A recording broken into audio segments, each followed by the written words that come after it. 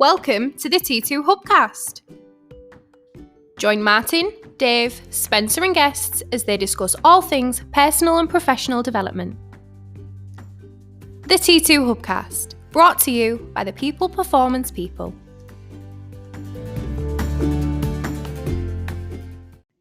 So welcome to the first ever live recording of the T2 Hubcast with me, Martin Johnson. And me, Spencer Locker. And for those listening on the Hubcast and not watching the video that we're recording, we're video recording our first ever Hubcast in the Hubcast room with our own equipment, and we're excited. I think it's a bit of an occasion. It is. I was good. It feels like Wayne's World now.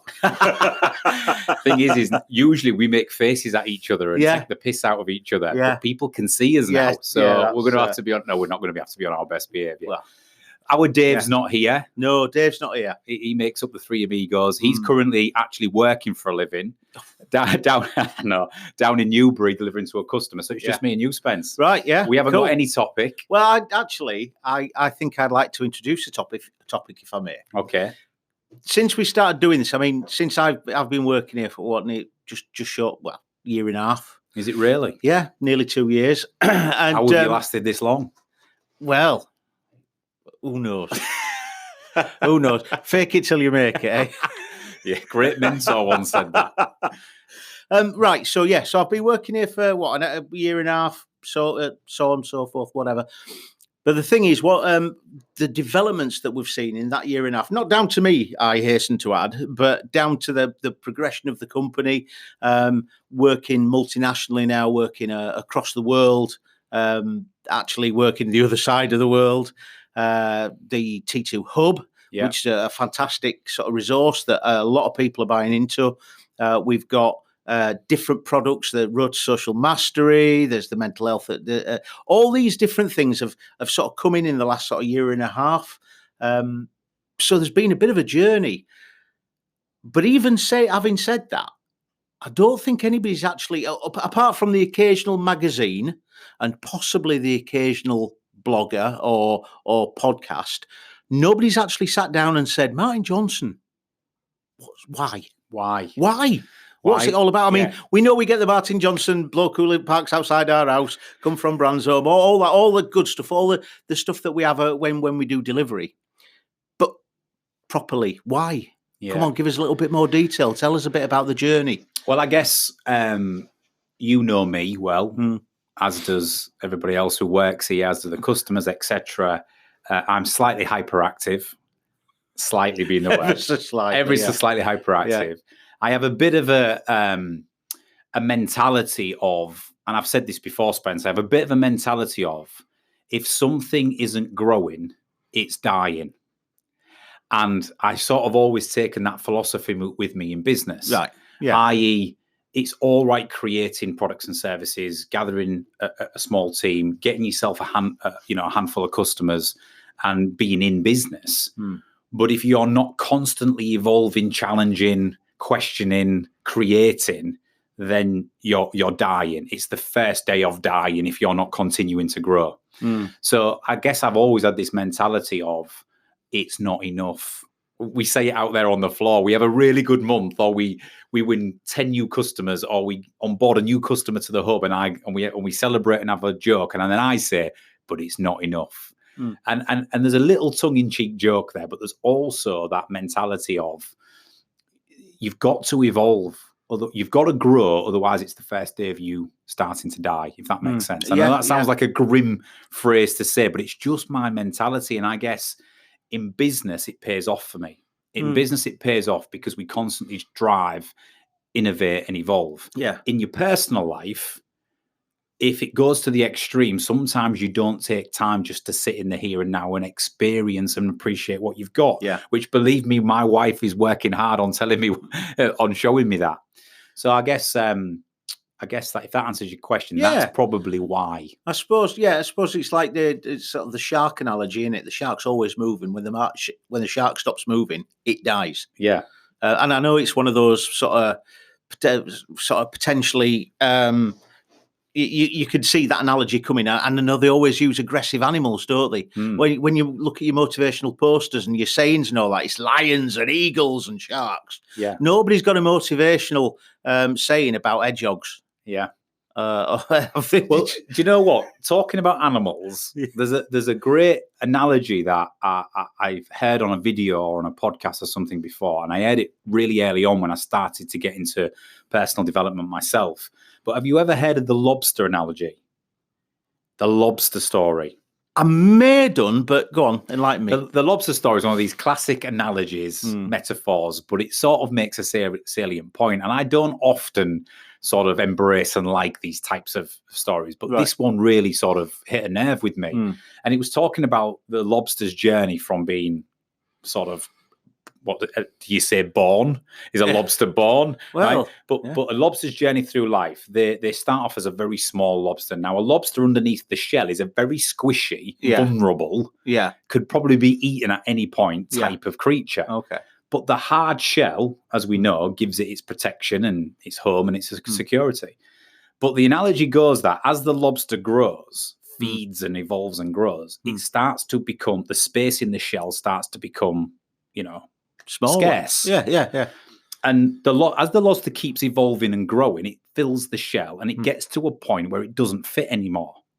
So at that point, if you think about evolution, the lobster can either stay in the shell and not grow anymore, or it can, this is what lobsters do in real life, is it can go to the seabed, it can shed its shell, which means that it's taking a risk.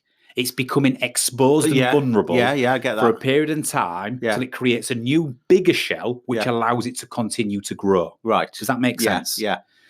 So my sort of view in life and my sort of view on risk and on growing businesses and on whatever it is, taking on challenges, challenging yourself, is that type of analogy. When you outgrow the current environment, you've got to take some risks in the short term to make that environment bigger. Yeah.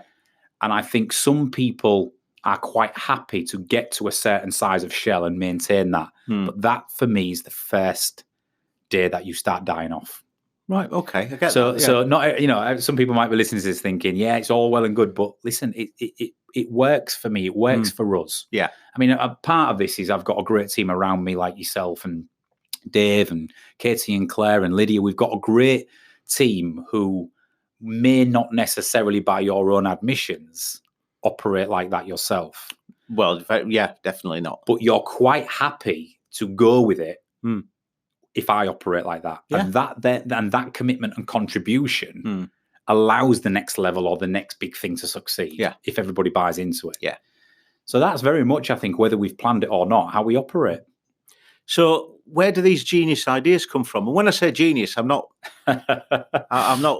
being I don't want to sound patronizing or kissy or anything like that. But the thing is, I spoke to you the other day about it. I'm sat there and I'm listening to you over the last 18 months, coming out with these ideas. And I'm thinking, where did that come from? And within 3 to 4 weeks, let's say, of this idea happening, if it's viable, there's action happening. And within 3 to 4 months of those 3 to 4 weeks, we are seeing something tangible. Yeah. The hub, the different days that the different experiences that we offer and things like that, all come really from you, from your head. Well, you mentioned something there about action. Yeah. I mean, first of all, my brain works in a way where I'm constantly thinking 24 hours a day about what could we achieve. Yeah.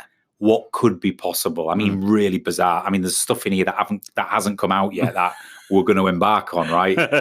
But I'm constantly thinking about what's possible because I have this little thing where the minute people tell me it can't be done, I'm like, okay, game on. When people said you can't write a book, or what do you know about writing a book? Or you can't build a technology, you don't know. You're not a developer. You don't know the first thing about technology.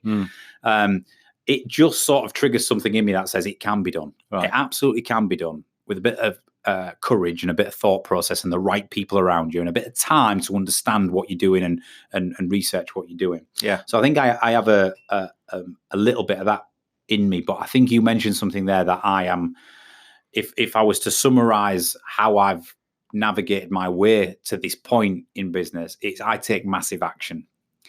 You know, inaction, loads of ideas, but inaction is the classic state that some business owners, entrepreneurs, leaders, whoever it might be, get themselves into, because they want it to be right. They want it all to be perfect and thought through, so there's no risk. And when there's no risk, they'll feel confident in then taking action. Yeah. The reality of the world is there's always risk. So those type of people with that mindset never get to the point where they're comfortable enough to take the risk and therefore take massive action. I'm quite comfortable with an idea and a vision. Don't get me wrong. It makes me say, you know that I do look into stuff and I do make sure quality is right. I do. Yeah. But not to the nth degree. There's a point where the leap of faith is a small enough one for me to take. Yeah. I.e., we had a discussion 2 weeks ago about we've always outsourced our filming for all of our professional videos. Yeah. And I've sort of been scratching my head thinking I could save myself a lot of money, right, if we could find a way of producing our own video. How hard can it be? I mean, these guys, how hard can it be? I'm sure this'll but you know, I know that film production companies are very skilled in what they do. But if you look into it enough and you buy the right equipment and you have a go, then it's possible. Yeah. 2 weeks later, we've spent a fortune on equipment and we're now filming live, right? Yes. So the point is it's always going to be a leap of faith. The idea is to make the leap of faith a small one and then take massive action. Right. And I guess that's what I try and do. Right. And you've always got to look at your worst case. What's the worst thing that can happen here? I spend 2 or 3 grand. We can't do it. I sell the equipment for 1 or 2 grand and I go back to my film production company. That's my worst case. Yeah. So when you think about that, it's let's give it a go. Yeah. Or I write a book and my kids love it and my wife loves it and nobody else loves it. That's the worst case. Right? I was quite happy with that worst case. Yeah. The fact that we've gone on to shift 3,000 copies or whatever is a bonus. Or we create the hub. Now that was the biggest one, the T2 Hub, the online platform. You're going into an area that we traditionally is not my skill set or our skill set, but we know it's going to transform the way we're able to deliver to our customers. What's the worst that can happen in that scenario? We make a hash of it. Yeah. We spend 50, 60, 70 grand on an MVP, a minimum viable product. It doesn't fly. It doesn't go to market and nobody buys it. What's the worst that can happen? Well, are you willing to write off that money? Or are you willing to spend more money to fix the MVP to then get it right second time with valuable feedback from the customers? Well, in both those scenarios, you know, there's still a way forward. So I think if that answers your question. It does. He sort of does. I'm just like, because obviously one of our things that we do is looking at people's unconscious motivators. Yeah. And when we start looking at people's print scores and things like that, you get a pretty good idea about what sort of people they are really, what motivates them, what gets them out of bed in the morning. And for your unconscious motivators, you're an 8-3, aren't you? Yeah, which for people who don't know what you're talking about is the unconscious motivators. There's only 9 things we can be motivated by as humans, as we know. And they're numbered 1 to 9. It's from print from the Paul Hertz Group in the US. And my particular score in terms of what drives me is an 8-3, which is to be strong and self-reliant. Yeah, and to succeed and achieve. But neither of those numbers suggest a sort of creativity. Yeah.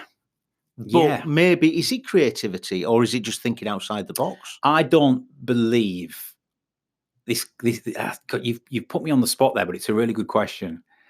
I wouldn't say I'm a natural creative, but I think there's a difference between creativity and vision. Some people might say they're tied in together, but I think I'm a visionary. And because you've got that 8, you're strong, you believe in that vision. And because I've got the 3 to succeed and achieve, I'll find a way to in the creative process to make it work. But I don't think I look at things like some people do and can be solve complex problems and be really creative and out the box thinking and all these buzzwords. I think I have a vision of what I want to achieve. I think I'm a visionary. So the end game for me was I want to write a book. Yeah. Or I want to have a technology platform to deliver to our customers. Or I want to have my own Hubcast, Yeah. or whatever it might be, the vision of that and me visualizing what that looks like is what I do. Yeah. I think what I tend to do. I then have the second thought, which is how the hell am I going to achieve that? Yeah. But then I don't get too bogged down by that, because my theory is there'll be someone out there who I can work with, collaborate with, or utilize or pay to be able to get me to the vision. Yeah. Of course, the more we can do ourselves, the better. And we do. But I'd say I think I'm more visionary than creative. Right. Yeah. Does that make sense? It does. Makes a hell of a lot of sense. Yeah. When we actually chop it up and dice it up and look at it from different ways, yeah, it does make sense. A visionary with confidence in their own capabilities and the visions that they have. Yeah. And I'll give you an example of why I say that. I went to our software development partner, a great company in this region called Strawberry. Yeah. They've been fantastic for us. And I went to them and I said, I've mocked up a slide deck of what I believe our T2 Hub, our online platform, should look like. And I thought it was brilliant, right? Yeah. I thought my creative juices had been flying and they weren't even going to alter it. I thought this is going to be, they're just going to go, I love it. Let's make it a reality. Yeah. And I took it to the designers and the developers at this agency, and they sort of sniggered.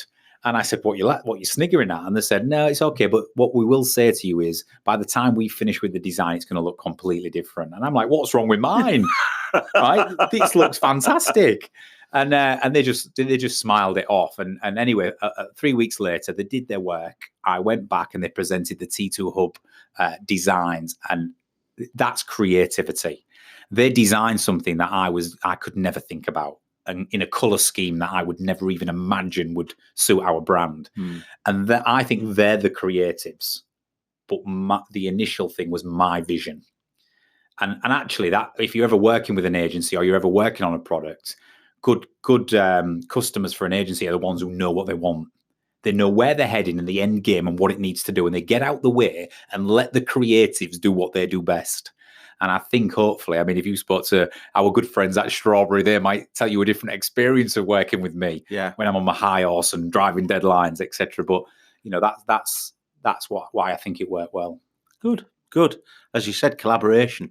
Somebody can bring something to the party to achieve, to realise the dream. Yeah. Then, collaboration. How are we doing for time, by the way? Yeah, we're all right. We're on 17 minutes. We've got 17 minutes? Yeah, we've got a few minutes left, or we've even got a bit longer if you want. I mean, I guess one of the things I wanted to probably throw in the mix of this conversation is sales. Oh, right. Okay, yeah. Talking to another business owner who I know recently about sales, it gets, sales is a dirty word to many people. In many senses, it's not a dirty word, but it's got that old stigma attached to it. We've got to do sales, we've got to call people, we've got to hassle people, we've got to, it's not that. But this is what fundamentally I think we've done well at T2. And I use the word we, the royal we. Yeah. Right. But we generally is we've never, ever taken our eye off the ball of how important sales activity is for a startup or a new business. Yeah. You can have the best products in the world. You can have the hub. You can be an author. You can have a great team around you. We can have all the great experiences we deliver, like the human iceberg, the social mastery days, the team building away days. You can have all of that. But if you can't sell it or you can't attract customers and bring it alive in the mind of the buyer, then it counts for nothing. Yeah. And I know I'm like a dog with a bone on sales, but sales is the engine that drives everything. Yeah. And my sort of challenge or my advice to organizations out there, not just startups, but people who have been established or the mid-sized businesses, never take your foot off the new business sales generation activity. Are you a sales-led business? I always say this. Are you a sales-led business or a demand-driven business? Are you a demand-driven business who has 20 core customers and you have repeat business and upsell within those customers and it pays the bills and puts you a profit margin aside and you're quite happy with that? Or are you somebody who's constantly looking to scale the business up by being a sales-led business? And I believe all businesses should be sales-led. Don't believe in demand-driven. Some people who have operated in certain industries who specialize and have a niche product might argue with that. But like I said earlier, if you are not growing, you are dying. And it only takes you to lose 1, 2, 3, 5% of those customers and you're on the decline. Yeah. That's when you're making redundancies and taking cost out of the business. So I think as long as whether it's done on a fast scale or a slow scale, I think what we've tried to do is be a sales-led business. Yeah. we're constantly driving that activity and making sure that that's the number one priority month in, month out. And without wanting to step on Dave's toes, And he's not here and to he's not defend here. himself. But me being not that sort of au fait with some of the things that he's been talking about with sales, is it the right sales rather than sales at any cost? Yeah. The hard sell. Yeah. There's a right way of selling and there's a wrong way of selling. And I suppose, and correct me if I'm wrong, that equates to getting good results and not getting good results. Yeah. Well, you said there's good sales and bad sales. And I guess, profit margin is the most important thing. No, actually, cash flow is the most important thing. Right. Cash is king. You can survive without profit for a month or two or whatever period of time, but you cannot survive without cash. Right. So payment terms are incredibly important. I see small businesses who we've worked with or we advise who go wrong because in the trades industry or in competitive industries like recruitment or solicitors, lawyers, whatever it might be, or transport or whatever it might be, people are fighting for the business, so they're undercutting. Yeah. What they then do is extend payment terms for their customers. If you are offering services on 60 to 90 days payment, you are a fool. You are a fool. Because you can survive without the profit in the short term, but you cannot survive a single month without cash. And what payment up front, payment in advance for services at T2 here, we're very busy and we're very popular, but we always, if customers want training or engagement programs for their organization, they sign a service agreement and they agree to block out the days for the future and all the prep work in advance paid on 30 days. And we've always operated like that. We don't go out to 90 days payment after the engagement's been delivered, because then you've incurred the cost all the way up front and you're in a really tricky cash position. Yeah. So I think I was just going off on a tangent there, but that's a piece of advice in my opinion. But coming back to your point, is there a good sale and a bad sale? Yes, there is. And I think we've got to make sure that we're working with organizations where we can truly deliver value and a difference rather than a transactional product. There's nothing wrong if you're in the industry of delivering transactional products, but where can you offer that service-led element, that differentiation? And, we've had some inquiries in here. We don't often do it because we're pretty rounded and well-versed, but we've had some inquiries in here that we've turned down because it's just not us. And we would be fudging it to try and take it on. And I'd rather be honest and not do that than do it for the cash. Yeah. So I think it's not as easy as people think. And I think then we're not even talking about sales approaches, sales methodologies, uncovering the most important needs of the customer. Yeah. What are the true business outcomes of true reasons most companies buy? It doesn't matter what you're selling. You could link it to the 4 main reasons buyers buy. Yeah. And not many people do. They try and sell their products based on features, functionality, benefits, discounts, all of this stuff. Yeah. But they're not selling based on the problem they're going to solve for the customer. And there's only really, when you whittle it down, there's hundreds of problems or opportunities customers want to solve or exploit. But really, when you whittle it down, you can whittle it down to 4 reasons. Right. As a CEO, there's only 4 reasons I would spend money in this company. Okay. Go on. I was hoping you were going to ask me that. Number 1, can you help me increase my sales revenue? Right. Yeah. Does your product or service help me increase my sales revenue? Yeah. In any way, shape, or form. If it does, either directly or indirectly, I'm listening. Yeah. Number 2, can you help me reduce my costs?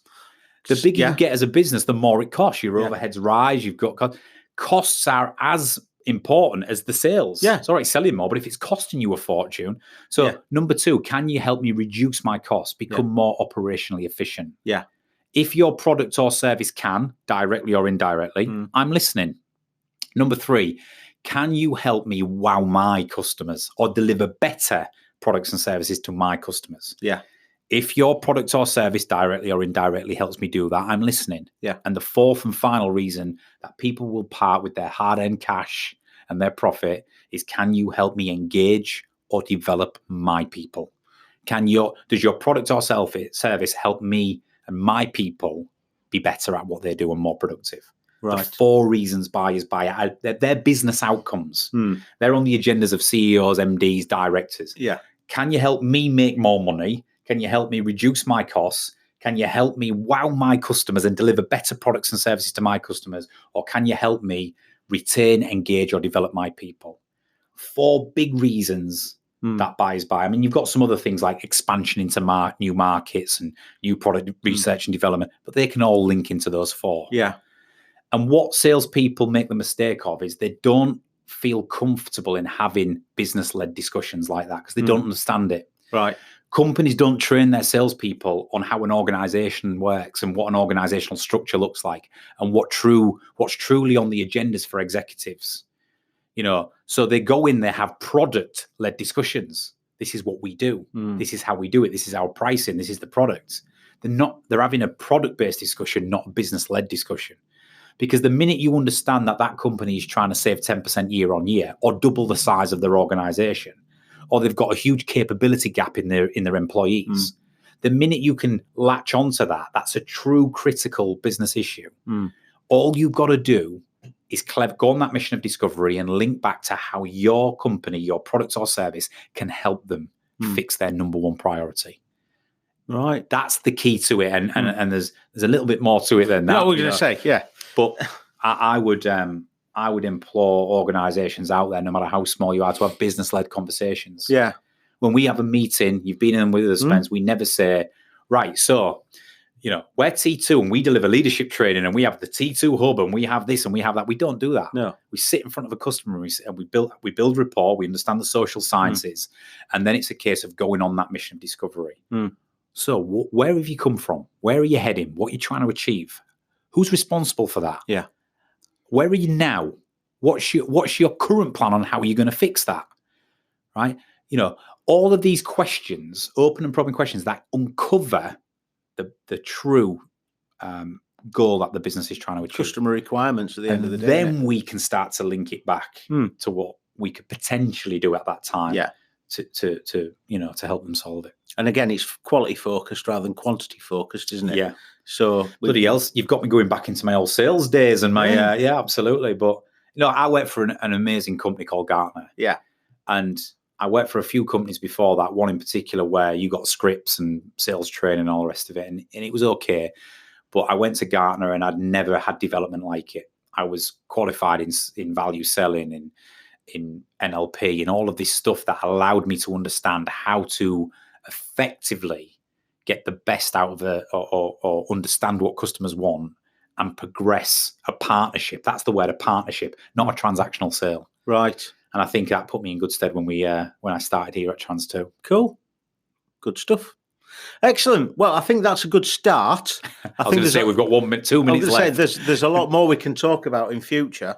But yeah, thanks for that. Nice little insight into. Well, that 27 minutes has passed. To say we were just going to do our video and we didn't have a topic and you spring on me an interview, I quite enjoyed that, Spence. Good. I'm glad you did. So did I. Good. Well, maybe next time I'll interview you about your military days and about SAS Who Dares Wins and all of that great stuff. That probably people are more interested in.